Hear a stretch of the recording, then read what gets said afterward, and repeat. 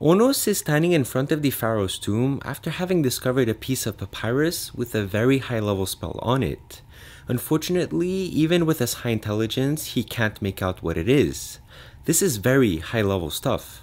He decides not to go back to the official just yet, at least not before consulting a high level priest who would know about these spells in the afterlife. The only problem is, where would he find such a priest? I mean, he could go back to Thebes, where the current pharaoh lives, or he could go to Memphis, which is just a few kilometers up to the north. Both cities would have had priests, so he figures he might as well go to Memphis because it's so close.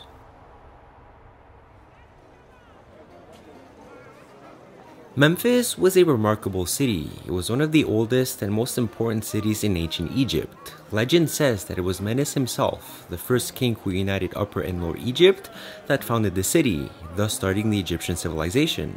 Memphis started out as and remained the capital of Egypt and the home of its kings until the turn of the Middle Kingdom. What had happened was that there was political instability in the land, the king lost his power, and we saw the rise of regional governments instead.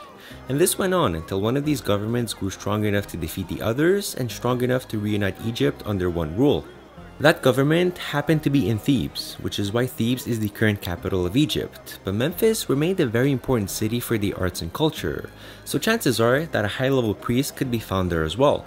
Arriving in Memphis, Onos goes to a local tavern to ask around and see if he can figure something out.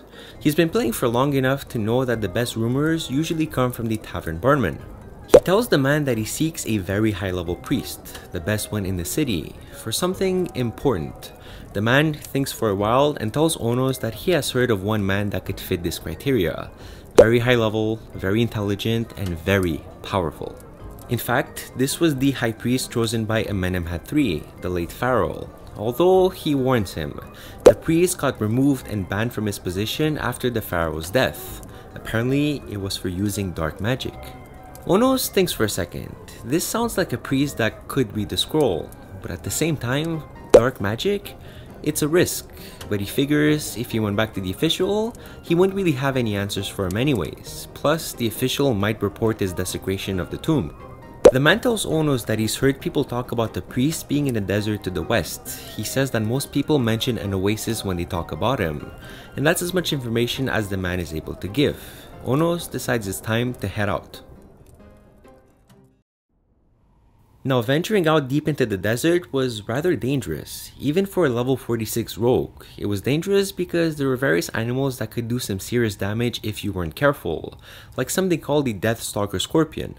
And back then, you didn't really have horses in Egypt, they came later with the Hyksos, and you didn't have camels, which came in the year 200 AD. Sources even say that the wheel hadn't been invented yet, so Onos has to make the journey on foot. And this being such a harsh map, the best strategy is definitely to go in stealth. After walking for hours on end, he finally spots something in the distance, a moonlight reflection on the ground. Any Egyptian knows what that means, an oasis, but the moment of relief is short-lived. He sees something flying towards him, and it's coming fast. He doesn't even have time to move. What appears to be some kind of birds quickly turn to fire and launch fireballs at him. It's almost like they can see through his stealth. The birds circle back, coming in for another attack. Onos has to think quick. He has to use his backslide ability to quickly dodge the attack. Then, he probably could use his throwing knives to take out the birds one by one. But these birds are on fire. Will throwing knives even work? He dodges it, but it isn't over. Suddenly, 5 griffins appear around him. They have been summoned. He tries to go back into stealth, but as soon as he does, one of them claws him and deals a critical hit. The stealth goes away. Onos is kind of left there, circled by 5 griffins with flaming birds flying over his head. And strangely enough, they're not attacking him. They're just sitting there, watching him. Now let's take a pause here for a second. These creatures make perfect sense. They were creatures from the Egyptian religion. The flaming birds actually come from a god named Bennu, a flaming bird. And it's very possible that this was the inspiration for the phoenix when the Greeks came later on and learnt about it. The griffins, on the other hand, well, we don't really know where they came from. We do know, however, that they were symbols of war, since they combined the lion and the eagle. If this priest was really as powerful as the barman made him out to be, then he definitely could summon these beasts. While Onos is surrounded, a snake crawls from behind and bites him in the foot. He then falls to the ground, closes his eyes, and has one last thought. This is it. I'm dead, aren't I? It's game over.